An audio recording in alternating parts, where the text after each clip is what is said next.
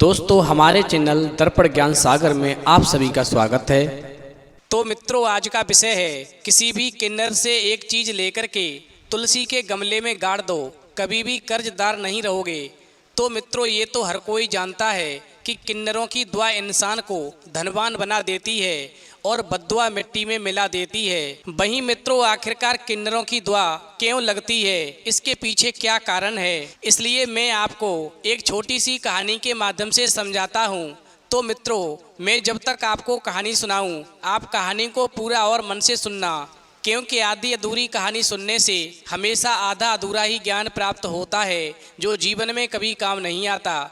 तो कहानी शुरू करने से पहले मेरा आप सभी से अनुरोध है कि आप हमारी कहानी में खो जाएं। उससे पहले हमारे चैनल को सब्सक्राइब करके बेल आइकन अवश्य दबा लें, जिससे हमारी हर वीडियो का नोटिफिकेशन सबसे पहले आप तक पहुंच सके और आप हमारी हर वीडियो से प्राप्त ज्ञान का अपने जीवन में लाभ उठा सकें। तो आइए कहानी शुरू करते हैं। मित्रों, एक बार गरुड़ जी, जो भगवान विष्णु के वाहन हैं, भगवान विष्णु से मिलने के लिए एक जंगल से होकर जा रहे थे।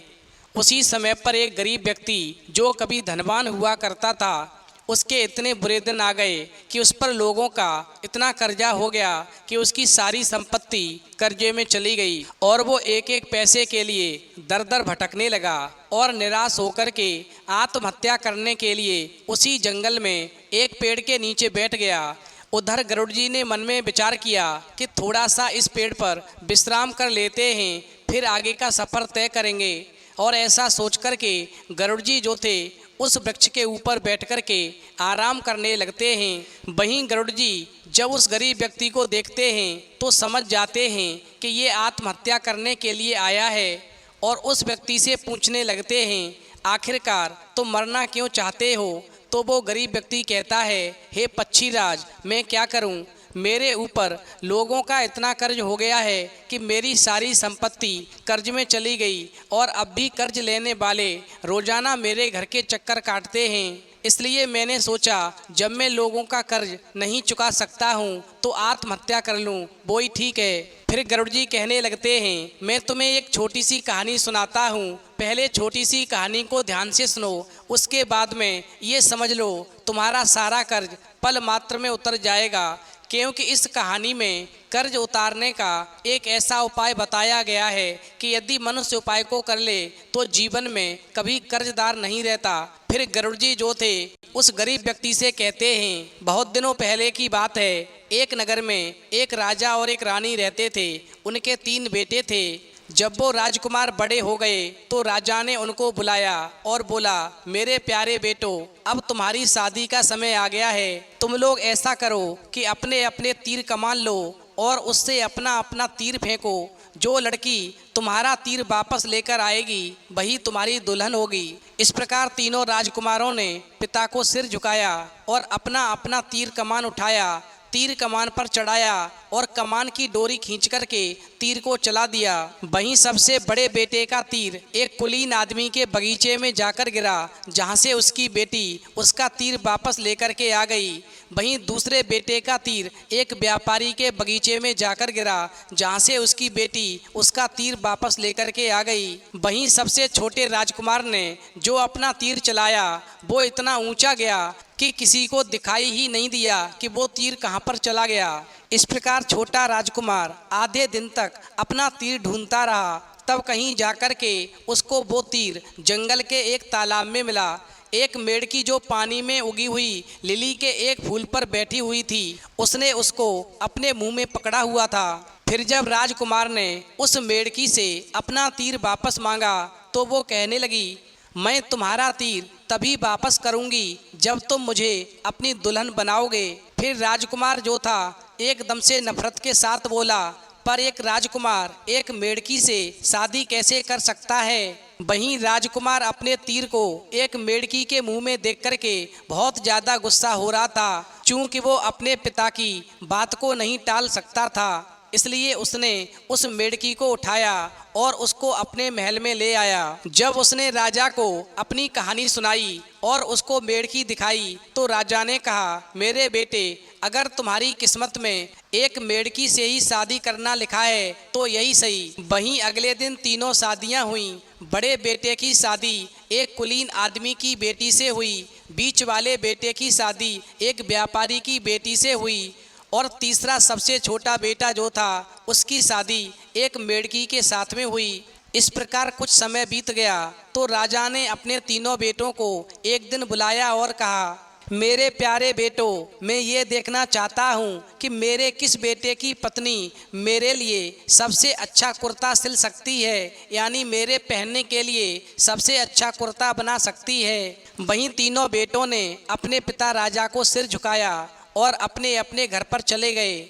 वहीं दोनों बड़े बेटों को तो कोई चिंता नहीं थी, क्योंकि वो जानते थे कि उनकी पत्नियां तो सिलाई कर लेती हैं, उनको सिलाई करना आती है। पर सबसे छोटा राजकुमार बहुत ही ज़्यादा मन में दुखी था, क्योंकि उसकी शादी एक मेढ़की के साथ हुई थी। अब वो दुखी मन से जब अपने घर पर पहुंचा, उधर छोटे राजकुमार को दुखी देख कर के मेढ़की जो थी कूदती हुई आई और कहने लगी, हे राजकुमार, तुम्हारा इतना सुंदर चेहरा लटका हुआ क्यों है? आखिरकार क्या हुआ? फिर राजकुमार कहने लगा, आज तो मुझे तुम्हारी वजह से नीचा देखना पड़ेगा। राजा ने कहा है तुम उनके लिए सुबह तक एक कुर्ता सिल कर दो। फिर तो मेढ़की कहने लगी, बस इतनी सी बात है, तुम खाना खाओ और सो जाओ, कल सुबह जो होगा वो देखना। फिर राजकुमार ने खाना खाया और सो गया। जैसे ही राजकुमार सो गया, मेढ़की दरवाजे से कूदकर बाहर चबूतरे पर निकल गई। उसने अपनी मेढ़की की खाल उतार दी और वो एक इतनी सुंदर राजकुमारी बन गई कि उसके बराबर की सुंदर राजकुमारी दूसरी मिलना मुश्किल थी। फिर उसने ताली बजाई और बोली, ओ नौकरानियों, मेरी पुकार सुनो, तुम्हें एक कुर्ता सिलना है, एक कुर्ता सिलो जैसे मेरे पिता पहनते थे। फिर तो मेढ़की राजकुमारी की बात को सुनकर के रात भर में कुर्ता तैयार हो गया। फिर सुबह जब छोटा राजकुमार जागा तो वो मेढ़की मेज पर बैठी थी। उसके हाथ में एक कड़े हुए कपड़े में लिपटा हुआ एक कुर्ता था। वहीं राजकुमार उस कुर्ते को देख कर के बहुत ही खुश हुआ। फिर वो कुर्ते को लेकर के तुरंत ही राजा के पास गया। राजा उस समय अपने बड़े बेटों के लाए हुए कुर्ते देख रहा था। गरुड़ जी कहते हैं उसी समय राजा ने सबसे पहले बड़े बेटे के द्वारा लाए गए कुर्ते को देखा तो राजा कहने लगा, ये कुर्ता कैसा है? ये कुर्ता तो एक किसान के पहनने के लायक भी नहीं है। फिर राजा के दूसरे बेटे ने अपना लाया हुआ कुर्ता राजा के सामने फैलाया तो राजा जो था उस कुर्ते को भी देख कर के नाक मुंह सिकोड़ कर बोला, अरे बेटा, इस कुर्ते को तो कोई बर्तन बनाने वाला भी नहीं पहनेगा। वहीं छोटे राजकुमार की बारी आई तो वो भी अपना कुर्ता लाया तो उसने भी अपना लाया हुआ कुर्ता राजा के सामने फैलाया तो राजा क्या देखता है कि छोटे राजकुमार द्वारा लाया हुआ कुर्ता बहुत ही सुंदर सोने और चांदी के तारों से कड़ा हुआ था। फिर तो उस कुर्ते को देखते ही राजा का दिल खुश हो गया और उसकी आंखों में चमक आ गई।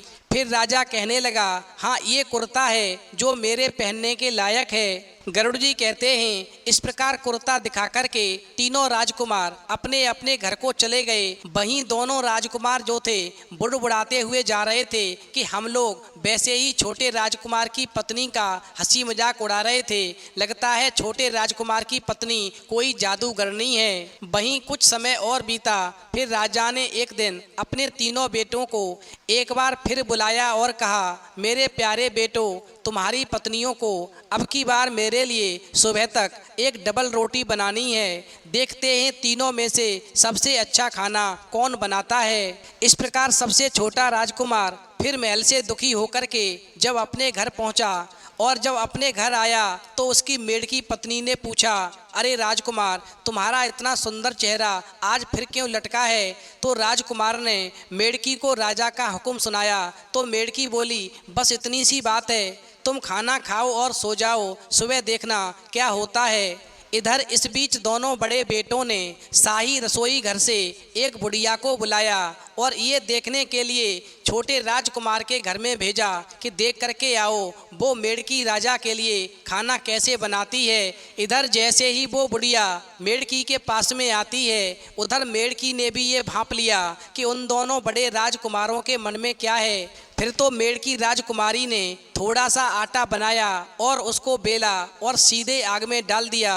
उधर जब वो बुढ़िया जो थी मेढ़की राजकुमारी के घर पर आती है और उसको खाना बनाते हुए देखती है तो वो सारी प्रक्रिया जल्दी से जाकर के दोनों बड़े राजकुमार की पत्नियों को बताती है। फिर तो जल्दी जल्दी से दोनों बड़े राजकुमार की पत्नी भी मेढ़की की तरह ही आटा गूंथ करके और आग में डाल देती हैं, यानी मेढ़की की तरह ही खाना बनाने लगती हैं। पर जैसे ही बुढ़िया वहाँ से चली गई, मेढ़की एकदम से कूद करके दरवाजे के बाहर चबूतरे पर गई और अपनी मेढ़की की खाल उतार दी। फिर वो एक इतनी सुंदर राजकुमारी बन गई कि उसके बराबर की सुंदर राजकुमारी दूसरी मिलना मुश्किल थी। वहीं मेढ़की राजकुमारी ने एक बार फिर से ताली बजाई और बोली, अरे नौकरानियों, इतनी मीठी डबल रोटी बनाओ जैसे मेरे पिता खाते थे। फिर तो अगली सुबह जब छोटा राजकुमार जागा तो एक सफ़ेद कपड़े में लिपटी हुई एक करारी सी डबल रोटी देख करके बहुत ही खुश हो गया और वो उस डबल रोटी को लेकर के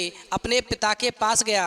वहाँ उसका पिता उसके भाइयों की लाई हुई डबल रोटियां देख रहा था। वहीं सबसे पहले राजा ने अपने सबसे बड़े बेटे के घर की बनी हुई डबल रोटी देखी।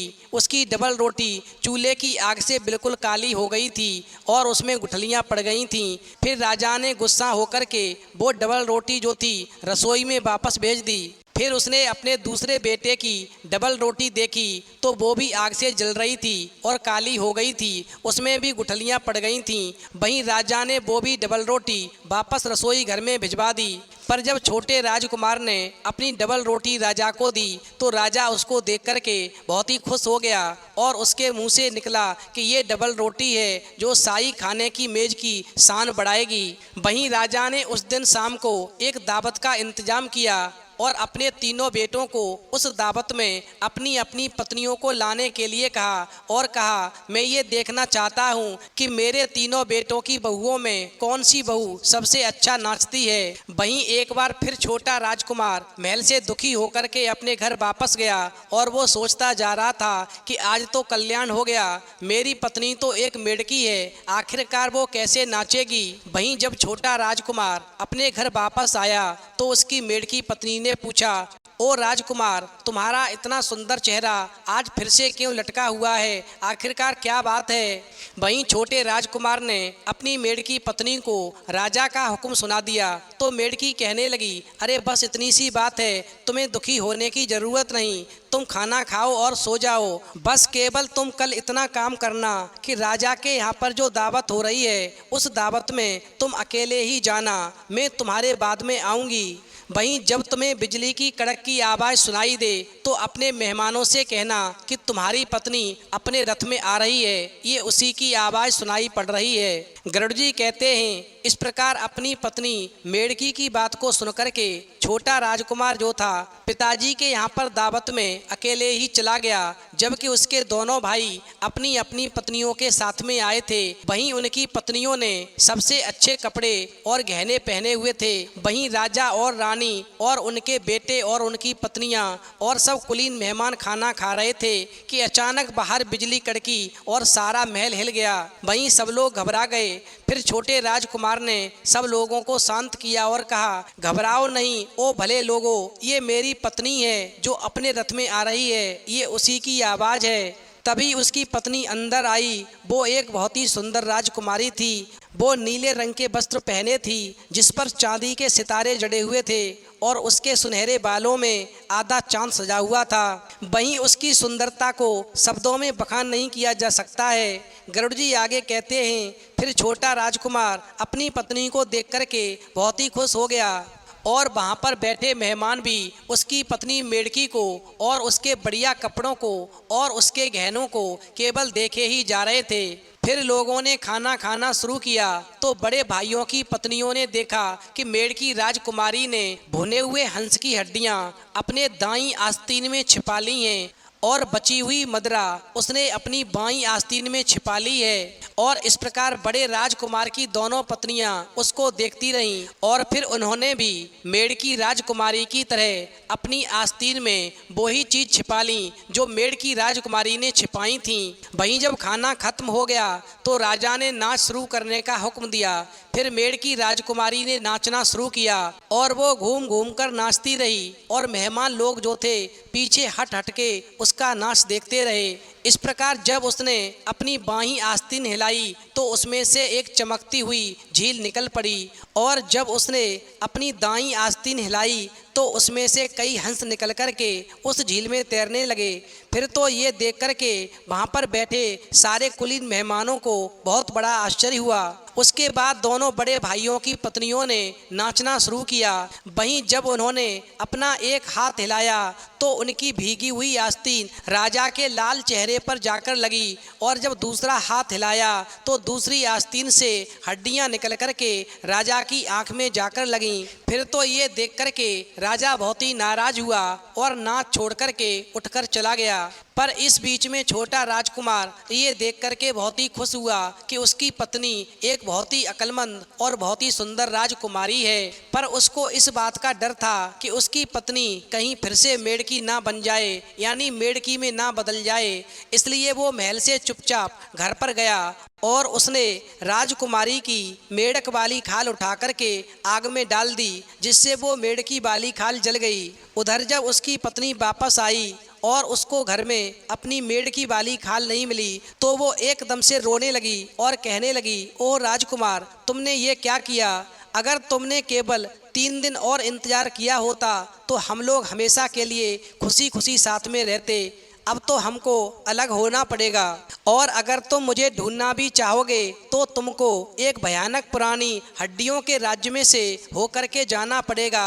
वहाँ पर एक शैतान है जिसको तुम्हें पछाड़ना पड़ेगा, तभी तुम मुझको प्राप्त कर पाओगे। और फिर ऐसा कह कर के वो मेढ़की राजकुमारी एक भूरे रंग की कोयल में बदल गई और खिड़की से बाहर उड़ गई। उधर मेढ़की राजकुमारी के अलग होते ही उस छोटे राजकुमार पर इतनी गरीबी आ गई कि उसकी सारी संपत्ति कर्ज में चली गई। फिर भी वो लोगों का कर्ज नहीं चुका पाया। फिर एक दिन उसके घर पर एक किन्नरों की टोली आ गई।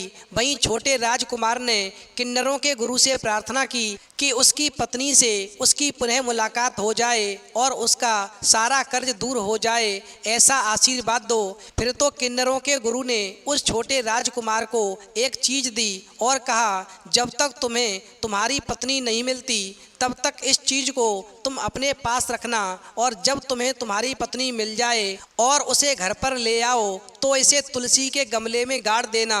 फिर गमले में गाड़ते ही तुम्हारा सारा कर्ज दूर हो जाएगा। फिर ऐसा आशीर्वाद देकर के किन्नर वहाँ से चले गए। उधर वो छोटा राजकुमार जो था अपनी पत्नी को ढूंढता रहा।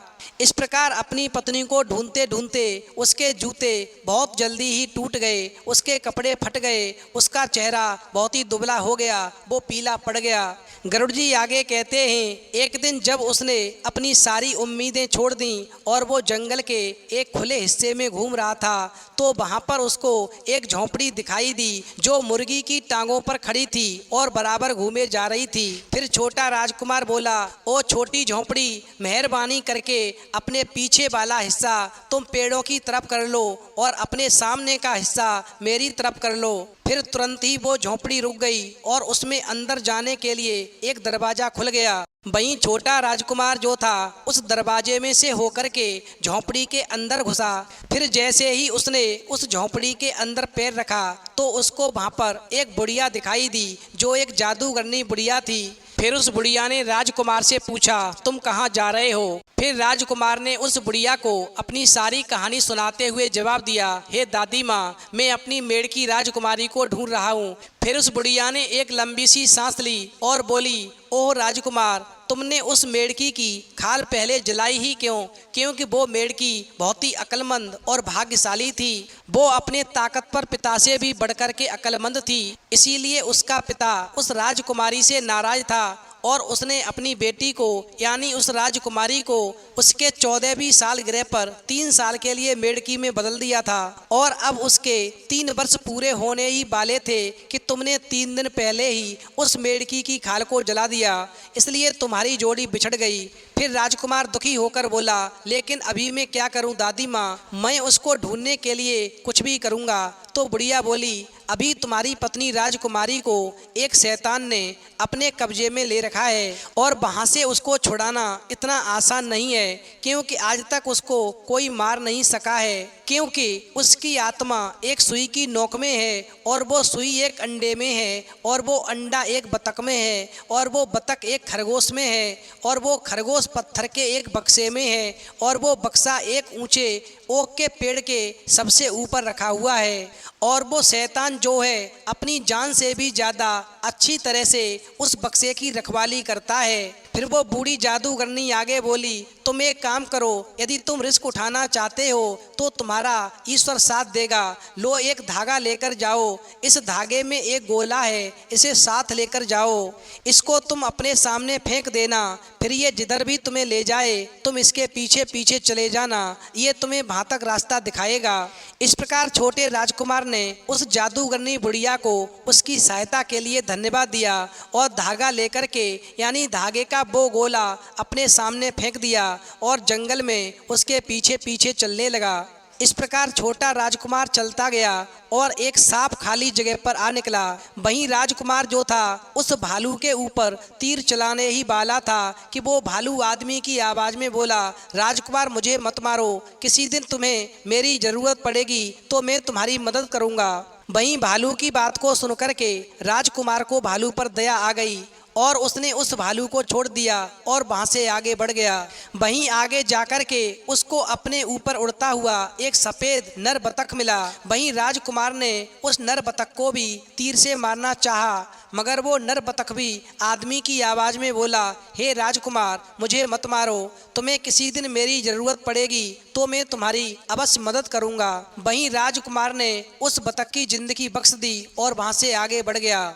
फिर उसी समय आगे चल कर के राजकुमार को एक भेंगा खरगोश उसका रास्ता काटता हुआ उसे दिखाई पड़ा।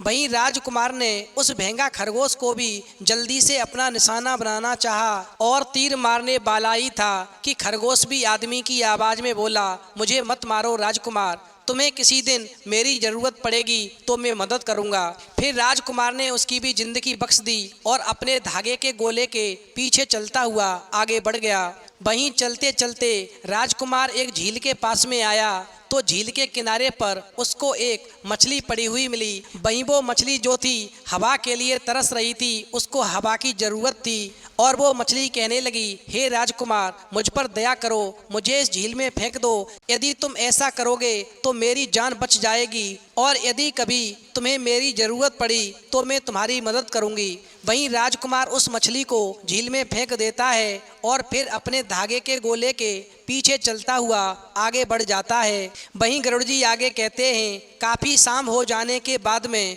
वो एक ओक के पेड़ के पास आता है जो बहुत ही ऊंचा और मजबूत था। उस पेड़ की सबसे ऊंची शाखाओं पर पत्थर का एक बक्सा रखा हुआ था जिस तक पहुंचना ही नामुमकिन था। तभी कहीं से वो कत्थई भालू वहाँ पर आ गया जिसको राजकुमार ने छोड़ दिया था और मारा नहीं था। फिर उस भालू ने अपने मजबूत हाथों से उस पेड़ का तना पकड़ करके उसको जड़ से उखाड़ दिया। इस प्रकार उस पेड़ के ऊपर जो बक्सा रखा हुआ था वो नीचे गिरकर टूट गया और उसमें से एक खरगोश निकल करके तेजी से भाग गया। तभी वहाँ पर वो भेंगा खरगोश भी आ गया। उसने उस खरगोश का पीछा किया और उसको पकड़ करके फाड़ दिया। जैसे ही उस भेंगा खरगोश ने उस खरगोश को फाड़ा तो उसमें से एक बतख निकल करके ऊपर आसमान में उड़ गई। उसी समय पल भर में वो सफ़ेद नर बतख आ गई जिसकी ज़िंदगी राजकुमार ने बख्शी थी। वहीं उस नर बतख ने उस बतख को इतनी ज़ोर से मारा कि उसमें से एक अंडा निकल पड़ा। वहीं अंडा ऊपर से गिरा तो झील में जा गिरा। फिर तो अंडे को झील में गिरता हुआ देख करके राजकुमार रोने लगा, क्योंकि उस झील में से अब वो उस अंडे को कैसे ढूंढ सकता था। पर उसकी खुशी का ठिकाना नहीं रहा जब उसने देखा कि जिस मछली की उसने जान बचाई थी वही मछली उस अंडे को लिए हुए किनारे पर तैरती चली आ रही है। फिर तो राजकुमार ने तुरंत ही उस अंडे को तोड़ा और उसमें से सुई को ढूंढा और फिर सुई निकाल करके उसने उसको मोड़ना शुरू किया। फिर जितना ज़्यादा वो राजकुमार उस सुई को मोड़ता जाता था वो शैतान भी अपने काले पत्थर के महल में बैठा हुआ उतना ही ज़्यादा ऐंठता हुआ जाता था और बल खाता जा रहा था। आखिरकार राजकुमार ने वो सुई पूरी तोड़ दी और सुई के टूटते ही वो भयानक शैतान भी मर गया। गरुड़ जी आगे कहते हैं, फिर जैसे ही राजकुमार ने सोचा कि अब वो राजकुमारी को लेकर आएगा तो नजर उठाते ही क्या देखता है कि राजकुमारी उसके सामने खड़ी है। वहीं राजकुमारी ने एक लंबी सांस ली और बोली, ओह राजकुमार, तुमने यहाँ आने में कितनी देर लगा दी। मैं तो इस भयानक शैतान से शादी करने वाली थी, क्योंकि इसने मुझे अपने काबू में कर लिया था। वहीं गरुड़ जी उस गरीब व्यक्ति से कहते हैं, इस प्रकार उन किन्नरों के गुरु के द्वारा जो चीज़ राजकुमार को दी गई थी, उसके प्रभाव से आखिर में वो दोनों मिल गए और अपने घर वापस लौट आए।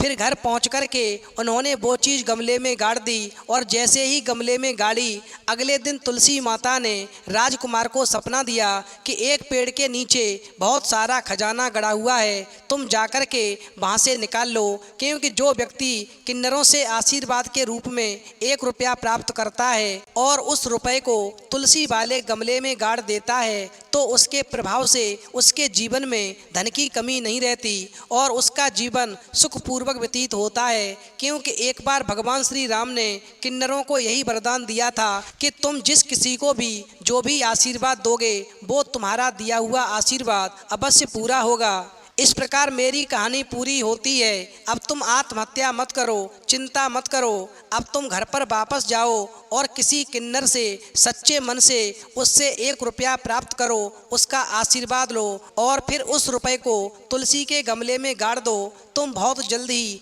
कर्ज से मुक्त हो जाओगे।